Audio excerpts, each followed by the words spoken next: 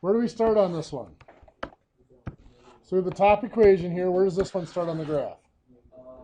5. Positive 5. 1, 2, 3, 4, 5. And from there, where does it go? Down 2 over 3. Down 2 over 3. So I get a line, something like that. Now the second equation. Where's that one start? Negative 2, minus 2. And from there, what does it do? Up 1 over 2. Up 1 over 2. Up 1 over 2. And we see that they cross at 6, 1. How many of you had 6, 1? Now on these other two, we have to do some adjusting before we can graph them. Let's start with this bottom one. I have to get y by itself, so I have to subtract x. So I now have negative 2y equals 8 minus x. Then what? Divide by negative 2. So I get that y equals negative 4 plus 1/2 x. So where am I going to start on the graph? Negative 4. And from there I'm going to go up 1 over 2, up 1 over 2, up 1 over 2, and so on. Next, this top equation. 3x plus 2y equals 8. What do I do first there? I'm going to subtract the 3x. So I get 2y equals 8 minus 3x. Divide by 2. So y equals 4 minus 3 over 2x. So where do we start? Positive 4, and from there we go down 3 over 2, down 3 over 2, giving us our point of intersection appears to be at 4, negative 2. How many had 4, negative 2 for that one? How many people think Drew's lying? Yeah. For real. You did have it? Cool. I got to pick on you a little bit. Of course, but why wouldn't you?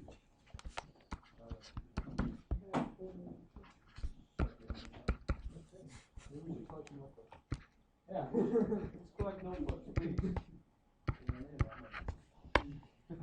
How about this system here? How would we graph this one? Well, lines are straight, no matter what. Okay, so we got to graph this first line here, y equals 5. We can think of it like this. Y equals 0x plus 5. That's equivalent because 0 times x is just 0. So that's saying it has a y-intercept of 5 and a slope of 0. So it's just flat. That's y equals 5. How about the y equals 1/3 x plus 3? Where does that start? 3, and from there it goes up 1 over 3, up 1 over 3, gives us the point 6, 5. So when you have y equals a number, it's just a flat horizontal line.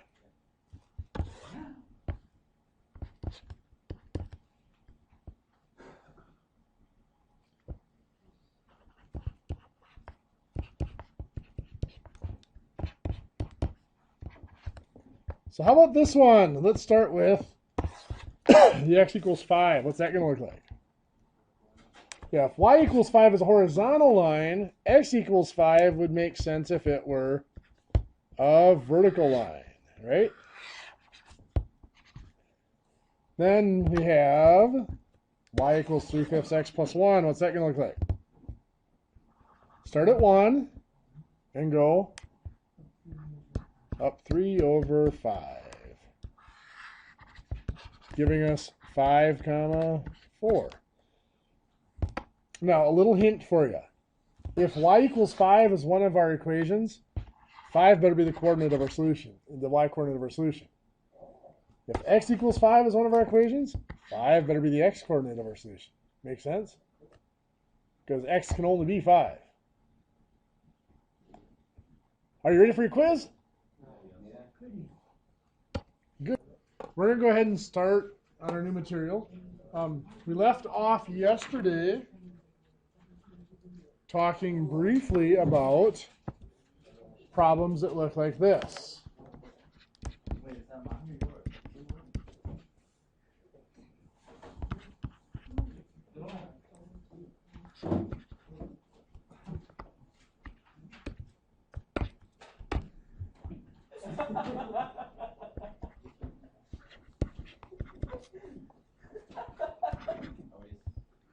So how did we go about solving an equation like this without graphing it? What was the method we looked at yesterday?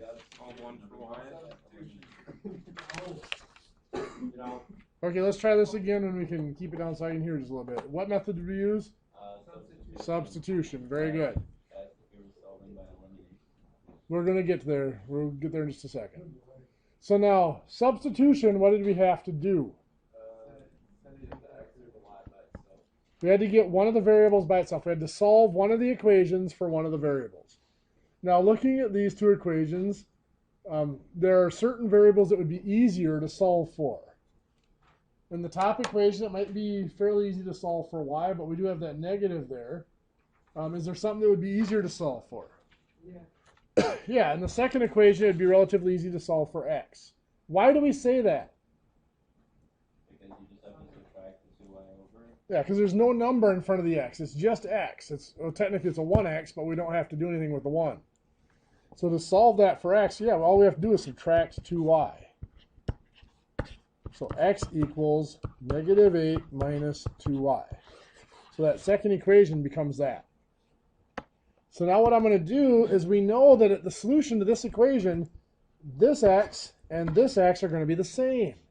So I'm going to go back up to this top equation and I'm going to put in negative 8 minus 2y for x. So this will be 5 times negative 8 minus 2y minus y equals 15. And now we're going to go about solving this for y. 5 times negative 8 is negative 40.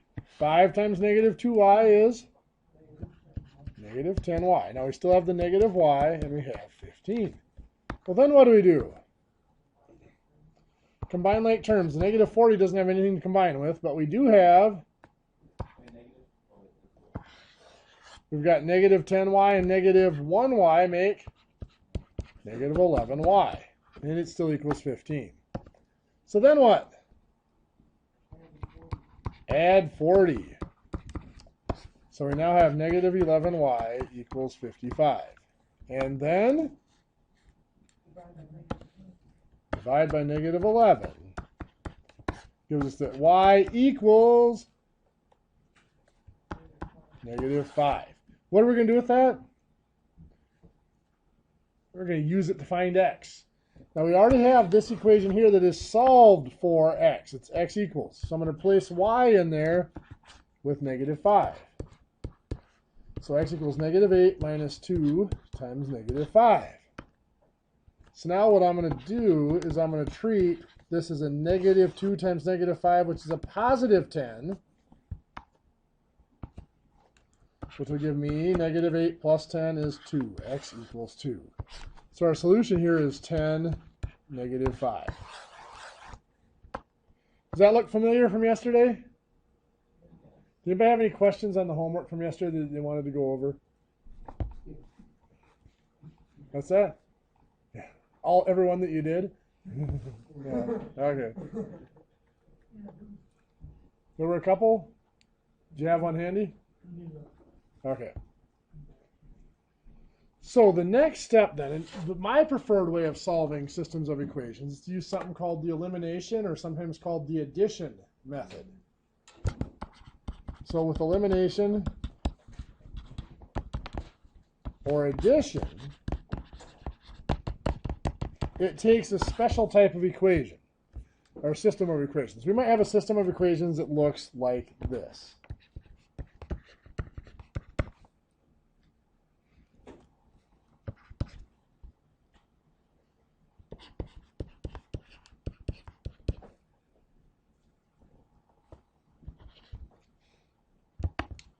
looking at this system of equations, one of the things I can do to an equation, let's just go back to like 3x minus 7 equals 17. What's something I'm allowed to do? When I solved this equation, what was my first step? I added 7. And the reason I could add 7 to both sides is I am allowed to add or subtract or multiply or divide both sides of an equation by the same thing. So over here, what I'm going to do is I'm going to take that top equation, 5x minus 2y equals 4. And what I'm going to do is I'm going to add 8 to this side of the equation. That means I have to add 8 to the other side too, right? Right? But I'm going to do this. X plus 2y. Why can I add x plus 2y? Because this equation here is telling me x plus 2y equals 8. So I'm really just adding 8 to both sides of the equation. Does that make sense? No? I'm adding the same thing because that's equal. I'm adding the same thing to both sides. So on the right side, I have 4 plus 8 is 12. On the left side, yes, sir? This is kind of a little far-fetched here. You can have add these if you want. At some point we will, yes. So then over on this side, we can add what we can. I'm going to add the x's to the x. So 5x plus x is 6x. Now, this is the key to making this work, is one of the variables has to do what the y is about to do. Negative 2y plus positive 2y is 0y, or just 0. So that cancels out, and we're left with just 6x equals 12. So now we can solve for x here rather quickly by dividing by 6. X equals 2. So to me, that's a lot quicker to find x, to find the first variable. Now here's the trade-off. In the substitution method, we already had one of the equations solve for one of the variables, so we just plug that in and very quickly find the other value. Here, it might take a little more work. So we're going to take that 2 for x, and we're going to put it into either one of the equations. I'm going to use the second one here. So this is going to be 2 plus 2y equals 8. And now I do have to go through the work of solving for y. So I have to subtract 2. 2y equals 6. And divide by 2. Y equals 3. Does everybody see where the 2 plus 2y equals 8 comes from? I took this 2 and put it in up here for x. So now my solution is x equals 2, y equals 3. Does that make sense?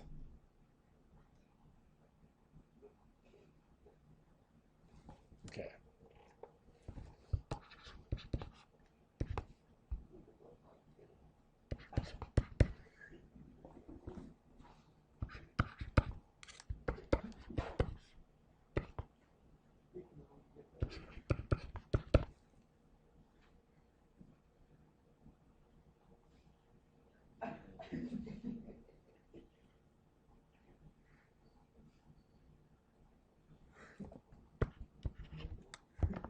So for this system of equations here, basically there's a shortcut. I don't have to go through what I described last time where I just, you're adding to the same time and you're just going to substitute this. All I really have to do is I have to make sure things are lined up. First thing I'm going to make sure is lined up is my equal sign. My equal sign is lined up. Then I have to make sure that my x's are lined up, or s's or t's or whatever variable I'm using. My y's are lined up, and then my constants, my numbers without any variables, are lined up.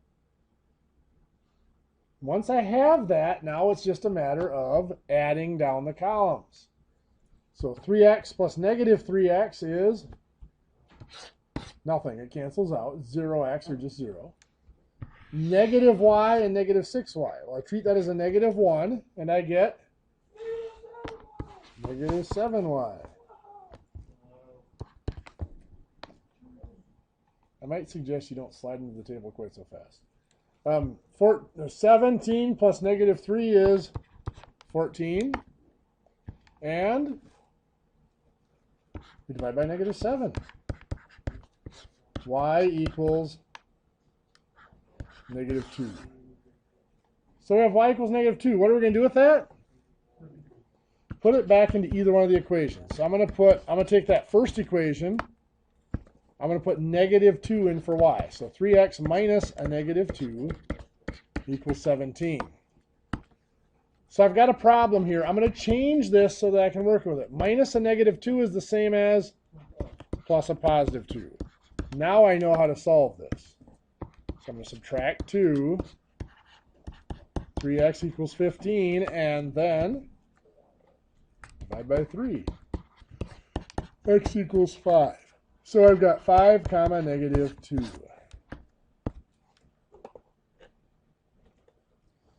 I'm sensing time for you guys to try one. Oh, that makes Spidey sense,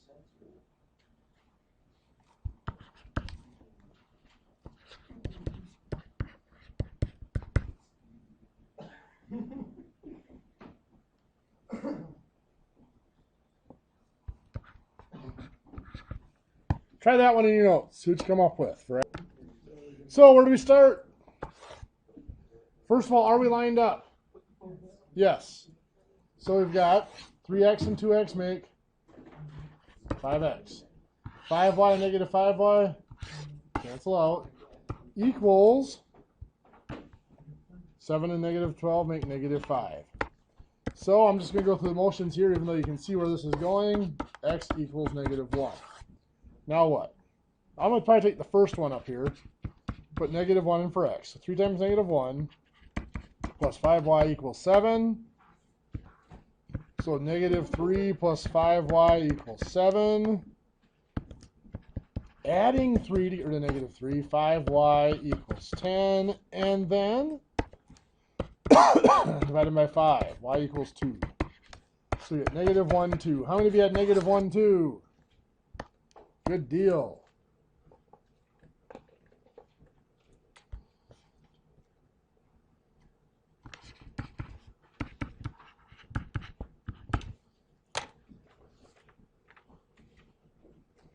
So let's try this one in your notes. 2x plus 5y equals 2.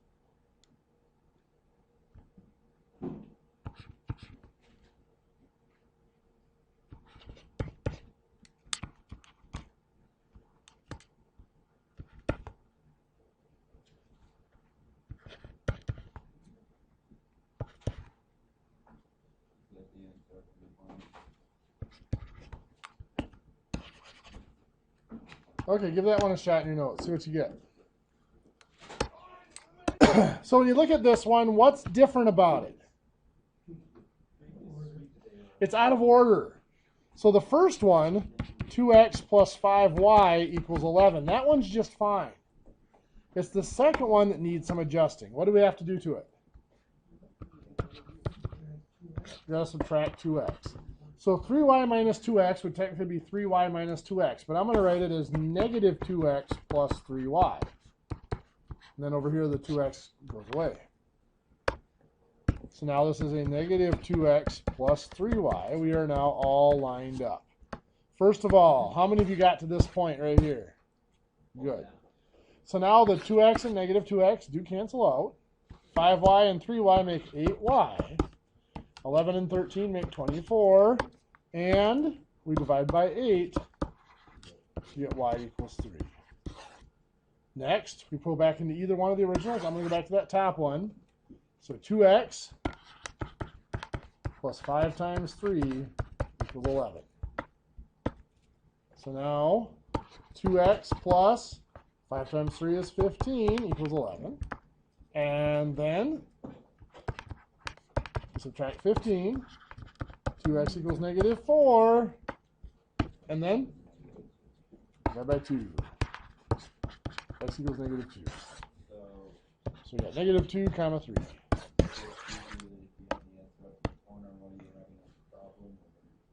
Just a coincidence that it was there? No. Oh. How about this one?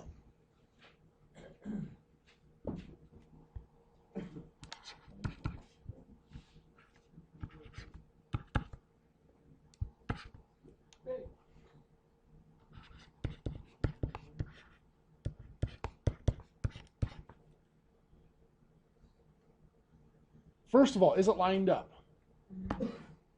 Yeah. Yes, it is. So we just go ahead and add? No, why not? Because why?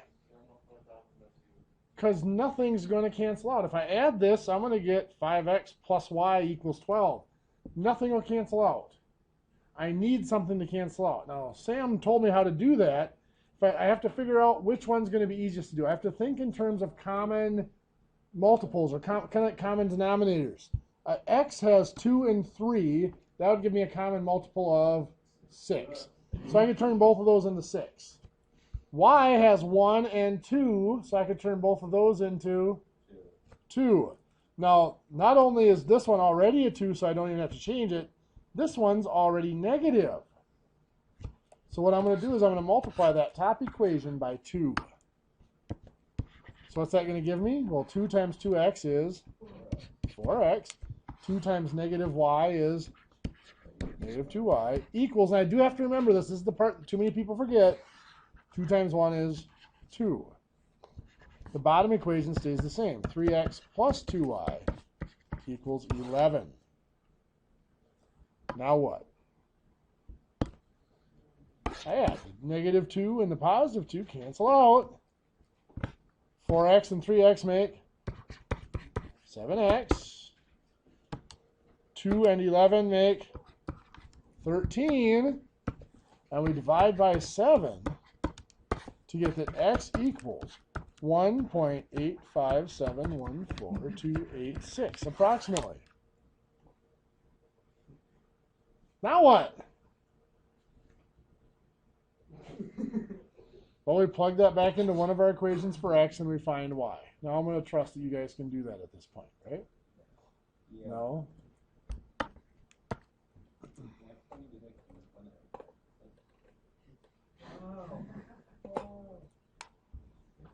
Yeah. Some people's kids.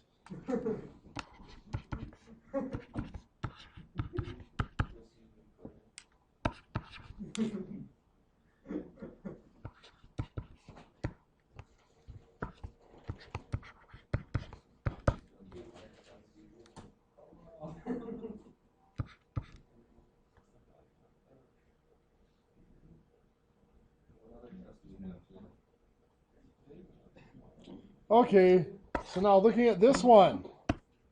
Is it lined up? Yes. Is it ready to add? No, because nothing's going to cancel out. Here, I think of terms of common multiples again. X has 3 and 2, which would give a common multiple of 6.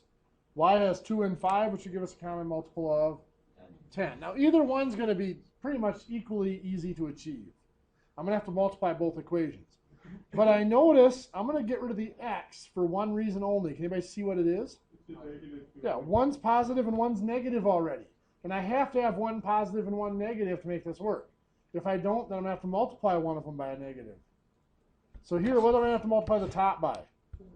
2. That'll make this 6x plus 4y equals 24. What am I going to multiply the bottom equation by? 3. So 3 times negative 2x is a negative 6x. 3 times 5y is 15y equals 3 times 11 is 33. And then the 6 and negative 6 cancel out for x. 4y and 15y make 19y. 24 and 33 make 57. And then divide by 19. So y equals 3. Is that better for you? Yes. Okay. So then I'm going to use the top one since there's no negatives in it. 3x plus 2y becomes 2 times 3 equals 12. Sorry, Eric, I had to pick on you a little bit. 2 times 3 is 6. And then subtract 6. 3x equals 6. And divide by 3 to get x equals 2. 2 comma 3. What do you think? Gonna take some practice? Okay. We didn't get time to go over your homework questions, Mike, but we will do them tomorrow. If you hold on to them, get ready for them. Can you scroll back up? Sure. Why do you even care what common multiple is for y? Well, because if it was an easy one, I might have done the y. Both of them are about the same, except this one already has a positive and a negative. I could have done like the top by 5 and the bottom by -2. Then I would have had a 10 and a -10 on the y. That would have worked as well. Well, once you've decided which one's Yeah, once you've decided, just go with it, yeah. But I always look at both just to decide, because one of them might be something outrageous, like 48, and I don't want to have that huge of numbers. Okay. Okay, so some homework in your big book, of course. Page 413, exercise 17-3A. And on page 415, exercise 17-3B. Do we have math next year? And on page 416, exercise 17-4. You have math in the spring, but you do not have math next year. You already put a box around the first two. You can't be adding on. There, is that better? Seriously? My book, if I sell it, I can get quite a bit of money for it since I never use it. I could.